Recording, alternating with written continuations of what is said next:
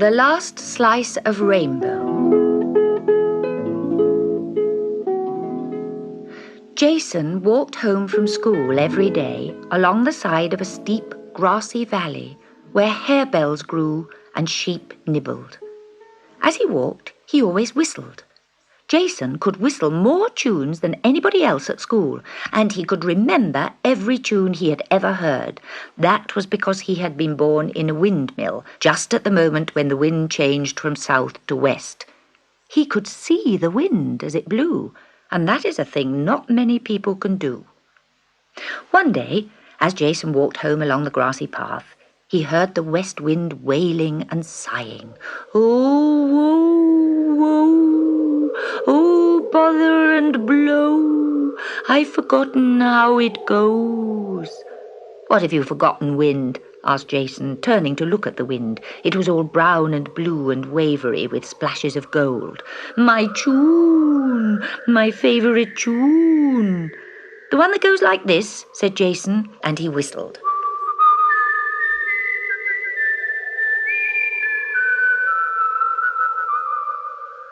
The wind was delighted. That's it, that's the one, clever Jason. And it flipped about him, teasing but kindly, turning up his collar, ruffling his hair. I'll give you a present, it sang to the tune Jason had whistled. What shall it be? A golden lock and a silver key. Jason couldn't think what use those things would be, so he said quickly, Oh, please, what I would like would be a rainbow of my very own to keep. For in the grassy valley there were often beautiful rainbows to be seen, but they never lasted long enough for Jason. A rainbow of your own, that's a hard one, said the wind, a very hard one. You must take a pail and walk up over the moor till you come to Peacock Force. Catch a whole pailful of spray. That will take a long time, but when you have the pail full to the brim, you may find something in it that might give you a rainbow. Luckily, the next day was Saturday. Jason took a pail and his lunch and walked over the moor to the waterfall that was called Peacock Force, because the water, as it dashed over the cliff, made a cloud of spray in which wonderful peacock colours shone and glimmered. All day, Jason stood by the fall getting soaked, catching the spray in his pail. At last, just at sunset, he had the whole pail filled up right to the brim, and now, in the pail, he saw something that swam swiftly round and round, something that glimmered in brilliant rainbow colours. It was a small fish. Who are you? Said Jason. I am the genius of the waterfall. Put me back, and I'll reward you with a gift. Yes, said Jason, yes, I'll put you back, and please, may I have a rainbow of my very own to keep in my pocket? Humph, said the genius. I'll give you a rainbow, but rainbows are not easy to keep. I'll be surprised if you can even carry it home. Still, here you are.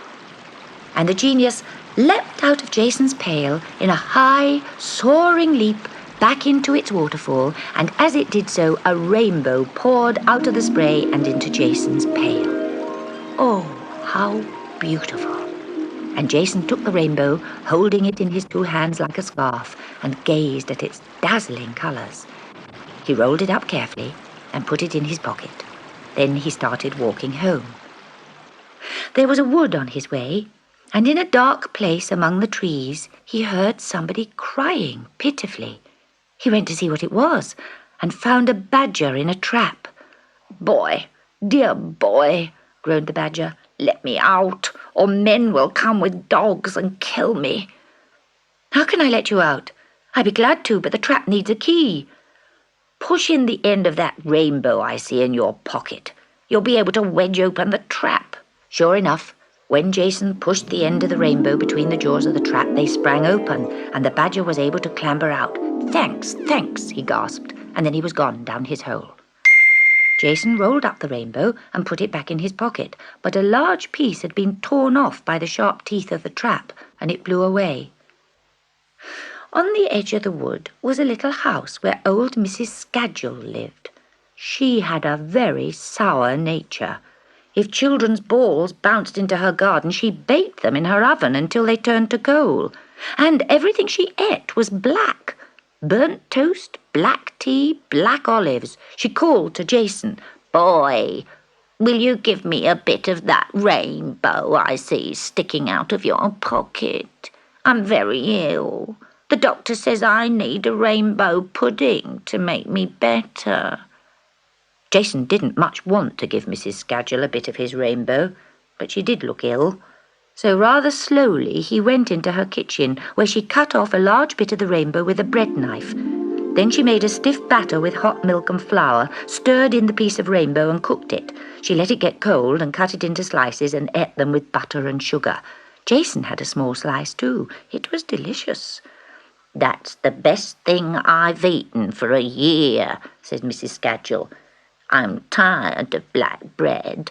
I can feel this pudding doing me good." She did look better. Her cheeks were pink and she almost smiled. As for Jason, after he had eaten his small slice of pudding, he grew 3 inches. "You'd better not have any more," said Mrs. Scadgel. Jason put the last piece of rainbow in his pocket. There wasn't a lot left now. As he drew near the windmill where he lived, his sister Tilly ran out to meet him. She tripped over a rock and fell, gashing her leg. Blood poured out of it, and Tilly, who was only 4, began to wail. "Oh, my leg! It hurts dreadfully. Oh, Jason, please bandage it, please." Well, what could he do? Jason pulled the rest of the rainbow from his pocket and wrapped it round Tilly's leg. There was just enough. He tore off a tiny scrap which he kept in his hand. Tilly was in rapture with the rainbow round her leg. "Ooh, how beautiful! And it stopped the bleeding." She danced away to show everybody.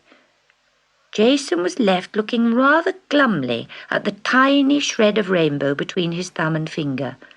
He heard a whisper in his ear and turned to see the west wind frolicking, all yellow and brown and rose-coloured. "Well," said the west wind, "the genius of the waterfall did warn you that rainbows are hard to keep. And even without a rainbow, you're a very lucky boy. You can hear my song, and you have grown 3 inches in one day." "That's true," said Jason. "Hold out your hand," said the wind. Jason held out his hand with the piece of rainbow in it, and the wind blew as you blow on a fire to make it burn bright. As it blew, the piece of rainbow grew and grew until it lifted up, arching into the topmost corner of the sky. Not just a single rainbow, but a double one, with a second rainbow underneath that, the biggest and most brilliant that Jason had ever beheld.